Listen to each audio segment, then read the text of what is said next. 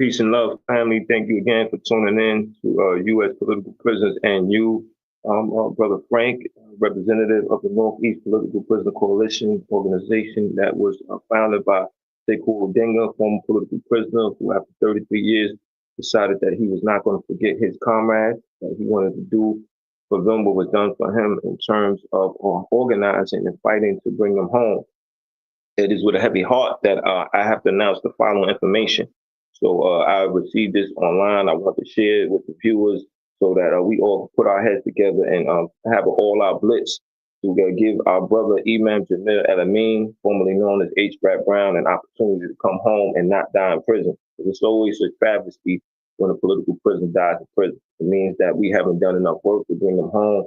It means that we haven't woke up enough people about the cause of political prisoners.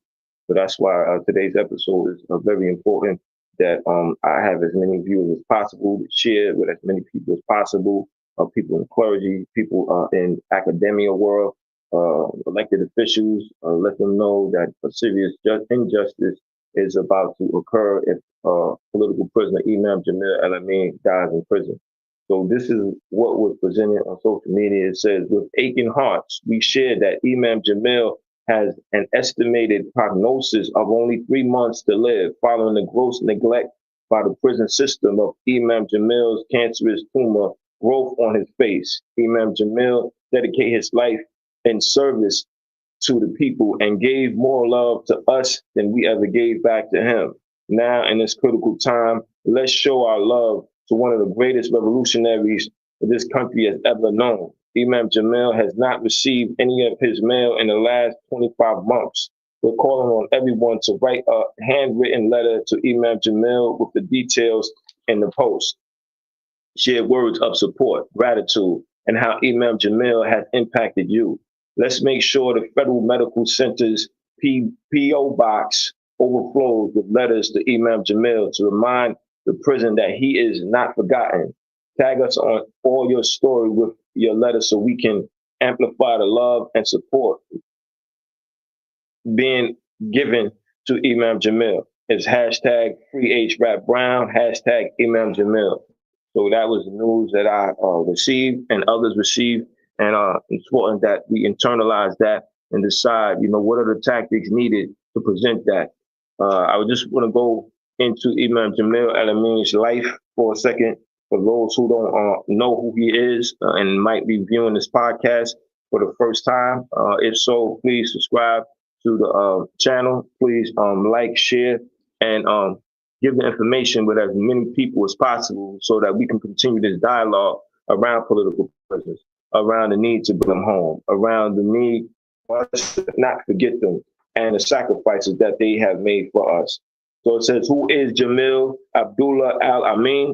I received this book from one of my comrades, and it's very important that we write our own publications, write our own material on our liberation struggle so that we can control that narrative. Who is Jamil Abdullah Al-Amin? H. Rap Brown was the founder and later chairman of the Student Nonviolent Coordinating Committee. In 1970, he served as the Minister of Justice of the Black Panther Party. A shootout during an attempted robbery of a bar on New York's Upper West Side left him and 2 police officers injured. He did 5 years in New York prisons where he converted to Islam and took the name Jamil Abdullah Al-Amin, preaching Islam. Al-Amin in the 1980s became a pillar of Atlanta's burgeoning Muslim community. After his pilgrimage to Mecca in 1976, he settled in Atlanta, where he soon founded the community mosque. By 1980, Al-Amin had become spiritual leader, imam of over 30 Islamic centers belonging to the Dar-ul Islam National Community. Estimates of its total membership have run as high as 10,000. In 2002, an Atlanta jury found former Black Panther member Jamil Abdullah Al-Amin guilty of murder for the March 2000 shooting that killed one Fulton County Sheriff's deputy and wounded another.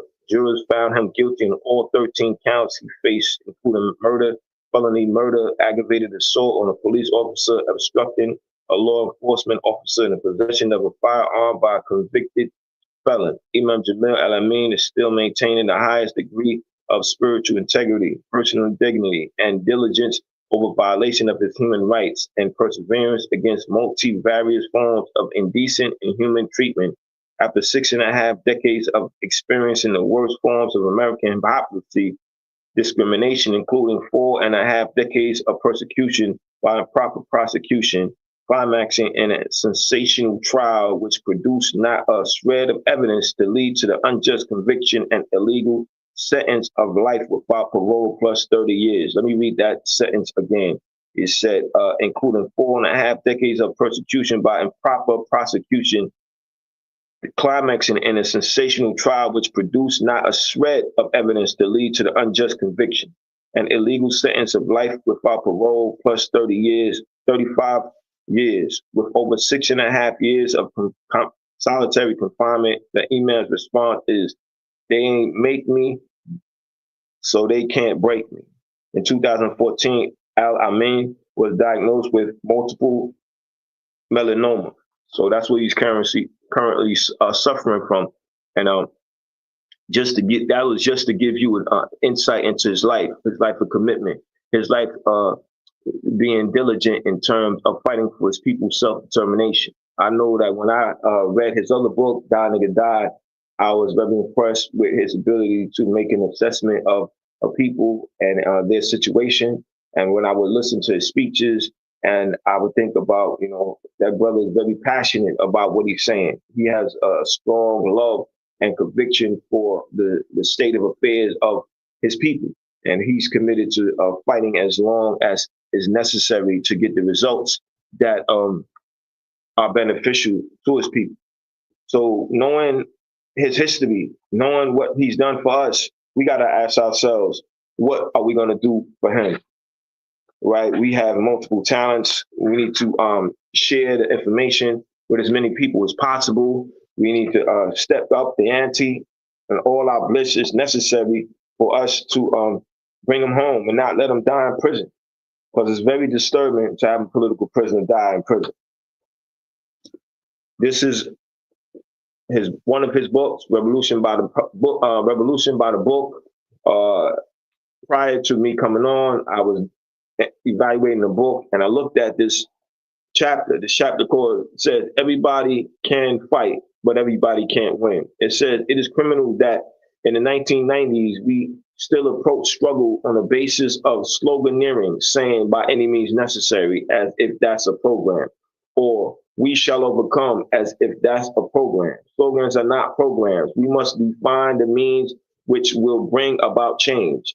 This can be found in the example that Allah has brought for us in the Quran and the example of the Prophet. Our revolution must be according to what Almighty God has decreed. That is his position regarding making revolution. And I thought that was a very interesting point, separating slogans from actual programs, right? When we talk about our political prisoners, we say free them all. We say don't let political prisoners die in prison. But what does that mean if there's no organized action around it? We have to write letters. We have to organize programs in our community, such as Curb Fest, such as workshops in our community, where we're bringing the community in to learn about political prisoners, to write to political prisoners, to let them know that they have a responsibility to not let a political prisoner die in prison, that they have to step it up. They have to do what is necessary to make sure that that political prisoner knows that they are connected to the community, that the community has not ignored them, that the community realizes that what the community is going through now is not nothing new.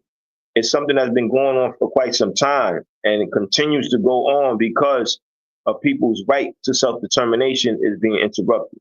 It's being sabotaged. In fact, that it's being sabotaged so bad that people are unclear what they have an actual right to. And that's where we come in. Those who profess to be professional revolutionaries, those who profess to love the people. That love has to be expressed concretely. It has to be expressed physically. It has to be expressed in practice, in action, in deeds. And Imam Jamil El-Amin, that's exactly what he was about. So when I gave you his bio, right?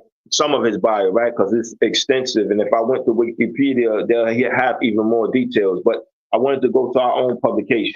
This publication says over 900 years in that captivity. It gives bios on a number of political prisoners. And it only felt right to do it that way, especially if we're talking about our right to self-determination. We got to make sure that we can control our own narrative, because if we don't do that, then somebody else is going to tell us who is who to us and how we need to approach them. People will tell us that Imam Jamil Al-Amin is not worth fighting for, that he's been convicted on these charges.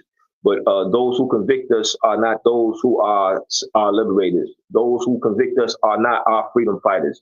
Those who convict us, in fact, are us, our oppressors. They want to see us continue to remain in the current condition that we are in. Imam Jamil Al-Amin is a captured freedom fighter, is a political prisoner. He is worthy of our attention. He is worthy of our effort to bring him home. He is worthy of us doing as much as we can to make sure that he does not die in prison. Therefore, we got to share that message about him having 3 months to live. And we got to internalize that.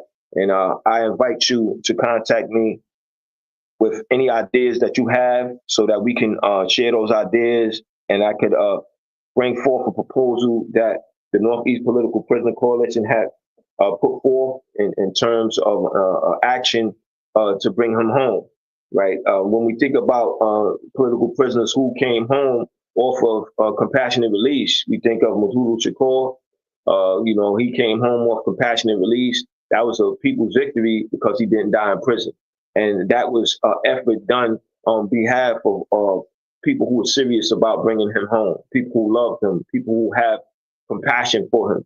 Russell Mamoon Schultz, I was a part of that campaign. I participated in a number of meetings. I learned some things, and he was granted compassionate release.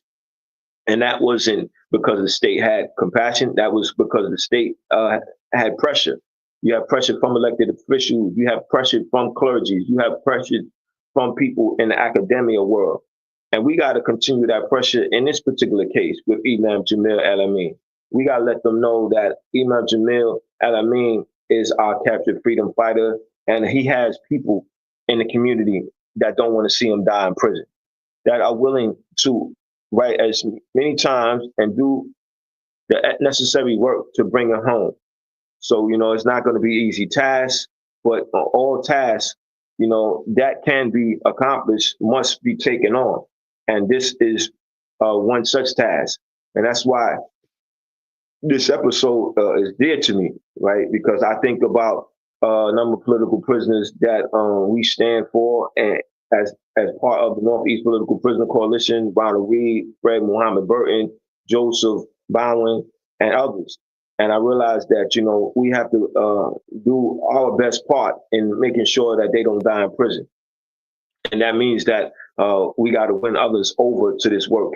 And this particular work requires a lot of winning over. It's very urgent. And that's why I'm telling those who are viewing now to please share the message. Please share this particular video and let them know about the message about Imam Jamil having 3 months to live.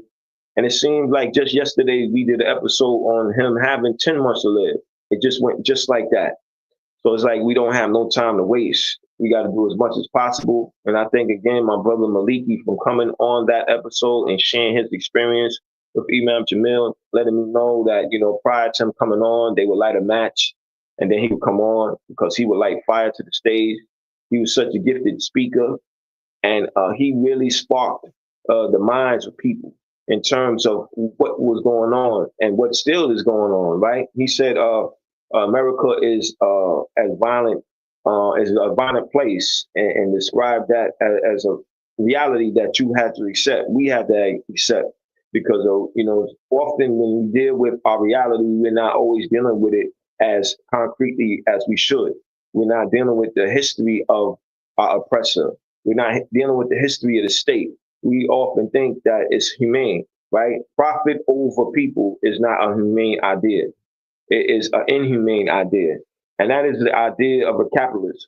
So while you're in prison, they are making money off you. While you're suffering and you need medication, they are making money off of you. So when Imam Jamil Al-Amin talked about America being violent, he's talking about this reality. And he's preparing you now. And he's preparing you for tomorrow. And he's preparing you and your family so that you have to make some serious decision on your relationship to the government, your relationship to the world that you live in. Are you going to be complacent, or are you going to be driven to take some organized action? Imam Jamil Alameen let us know that we have to be driven to take some organized action. That regardless of his situation, he is still committed to standing up for his people because he is serious about the love for his people. He is serious about doing some work, about letting his people know that we all have a role to play, that we all have some work to do. So I just want to go back to the feeling that I felt when Ed Poindexter died in prison. I felt very bad. I questioned myself. I asked myself, how much work did I do? Uh, was doing a podcast episode of Ed Poindexter enough? Should I have done more? If I tried to write to him, I didn't get no response. Should I have tried again? You know, this is questions that I ask myself to let you know that, you know, it's not just about me talking and giving my viewers some work if they choose to accept it, if they have the capacity to accept that assignment or that work. But it is also for myself to let myself know that, listen, you know, you have to walk the talk. You have to make sure that you're representing the concept, the idea of fighting for political prisoner, of not letting a political prisoner die in prison. That means getting politically educated, knowing their story, right? So you can tell their story to people in a moment's notice. So you can say it as fast as you can so that you got their attention as long as you need their attention. You know, we live in a world, there's many distractions. So when you're talking about political prisoners, often people just hear the prisoner part. They're not looking at the political part. So they don't make the distinction. And that's where you come in. You got to remind people of the life that people had prior to their being in prison when they had a political life. I mean, they still do have a political life, but while they're in prison, they're organizing. They're raising the consciousness of people. And that's what brings me to think about Ronald Reed. When one of the last letters that I received from him was saying that, you know, he still was fighting his case. And while he was in prison, he was raising the consciousness of those who were in prison with him, making sure that they didn't get stumbled by that. And, you know, when I think about his example, I think about, you know, looking at a podcast with this former drug dealer who mentioned being in prison with Sundiata Acoli. And Sundiata Acoli, political prisoner, member of the Black Panther Party, member of the Black Liberation Army, told him that he needed to worry and focus on when he get out and coming home and not getting caught up with what's going on in prison. For him to mention that and share that with his viewers, let me know that the political prisoner didn't abandon their politics when they were in prison, decided that they were still going to fight for their people's self-determination. They were going to fight to make their people better. Because when you're fighting for people's self-determination, you're fighting to make them better, to create a new person, to allow them to start to think differently, to start questioning their relationship to to the system, right? The system is in play to do what it does for as long as it's going to do it until it's challenged to the point where it's no longer operational. And Imam Jamil Alameen, he never gave up on us, and we shouldn't give up on him. So if you're a part of a religion, an organized religion, a place of faith, you know, make sure you let them know that Imam Jamil Alameen has 3 months to live, and they need your help. His people need your help. You need to follow the instruction that was given on the social media. You can call me at 347-679-3936. Let's talk about more work that we can do. We all can put our minds together and decide that there's some needed action that we could take, that we don't have to accept this as reality, that Imam Jamil can come home. And it's up to us to do it. You know, y'all heard me say it before, and I say it again, that, you know, the state don't free political prisoners, the people do. And I got that from beloved political prisoner, Sundiata Acoli. He advocated that, and it made so much sense. And to this day, it still makes sense.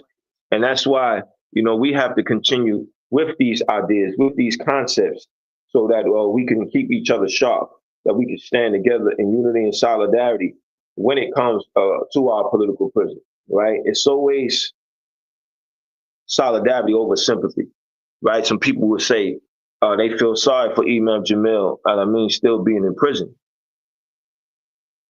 right? And possibly dying in prison if we don't do enough work to bring him home, right? But sympathy is not enough. We need solidarity. Solidarity is organized work, commitment to being organized, commitment to taking on a task,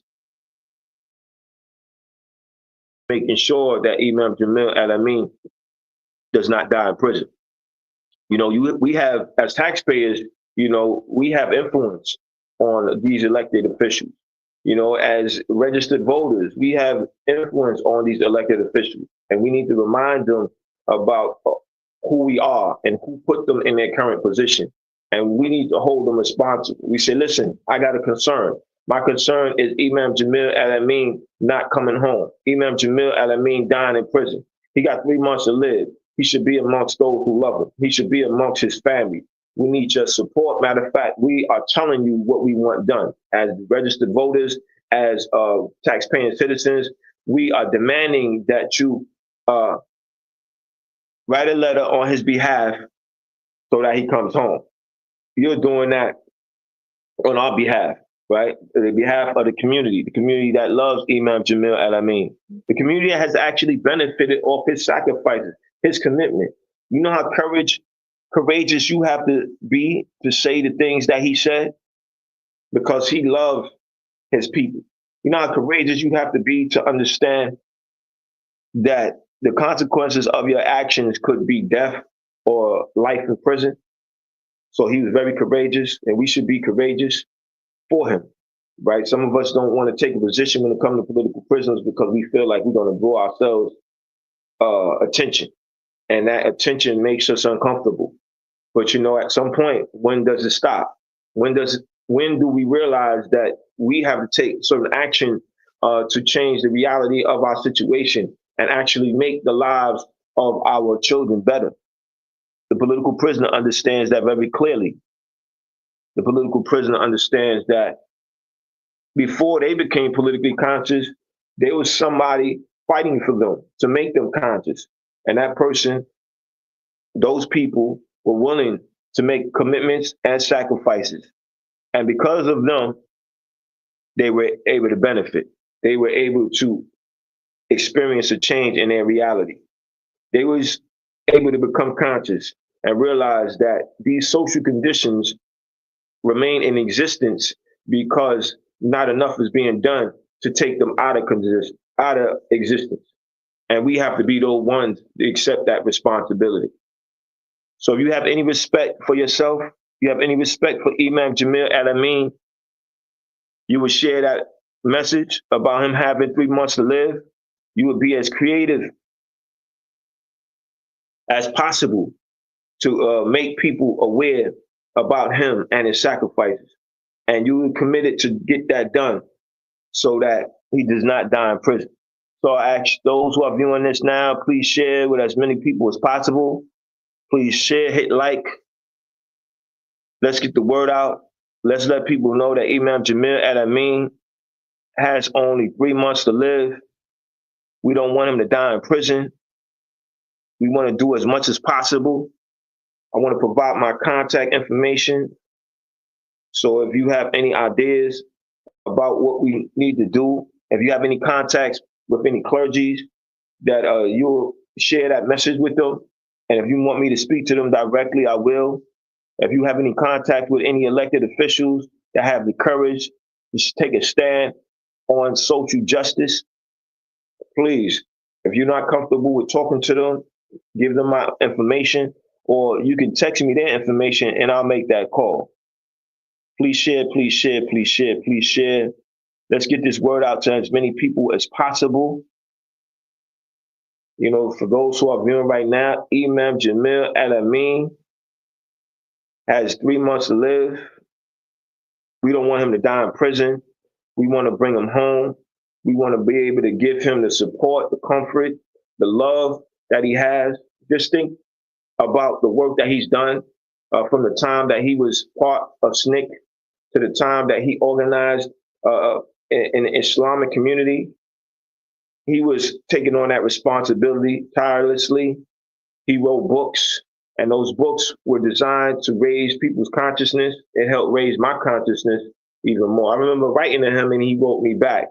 He appreciated me writing him. He was very brief, very short when he responded, but I felt good. I felt I made it a connection. I felt that I had the responsibility to let people know about what was going on. Remember, one of the last jobs that I had, I was operating a vehicle, and I had to pick up people who had physical challenges, who had serious medical conditions. And I would use that as an opportunity on Sunday, particularly to raise people's consciousness about political prisoners. And one sister, before I even said H. Rap Brown, I was great. I was talking about the Black Panther Party. I was talking about the history of the Black Panther, the Black Liberation Army. And she said, "Yeah, what happened to that brother H. Rap Brown?"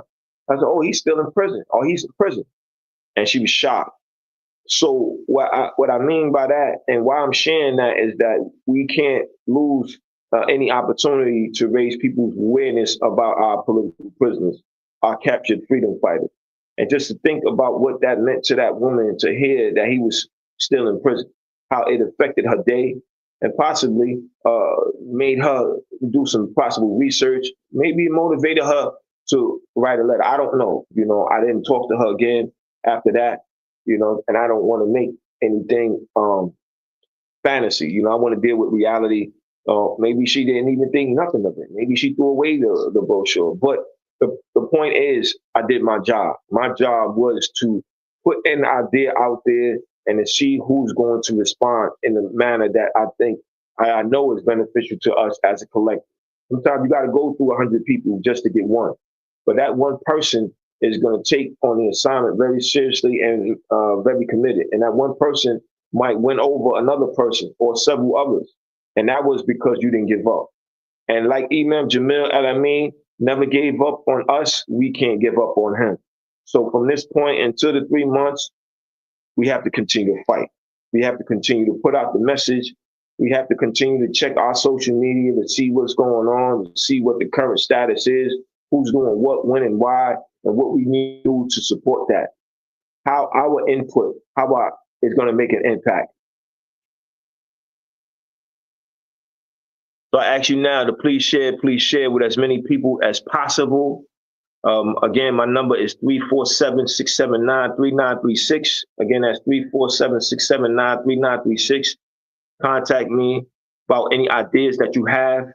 Very important that we take the task of freeing our political prisoners very seriously, because we have other people that taking on the task of fighting for our right to self-determination. What's going to happen to them if they're in prison? Will they be forgotten? Will they be ignored? Will they be left to die in prison? That's very discouraging just to think about that. And it'll make somebody question whether they want to be involved in organized political action or not. That's why we have to stand strong when it comes to our political prisoners. We got to let people know that, we are calling on you to take on the task, and we are holding ourselves responsible.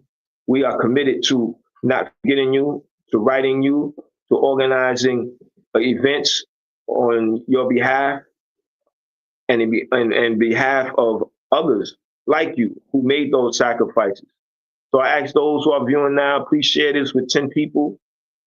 Focus seriously on those who have influence in the community, these advocates of social justice who have 501c3 status. Let them know that they can make a change. They can make a difference when it comes to the fate of Imam Jamil Al-Amin, that they can make a call, that they can take the definitive position regarding the turn of affairs. He doesn't have to die in prison. So all those who are viewing now, please share with as many people as possible. I thank you for your time. I know the value of it. I see you next Wednesday. Y'all know the call. Pray them all. Peace and love.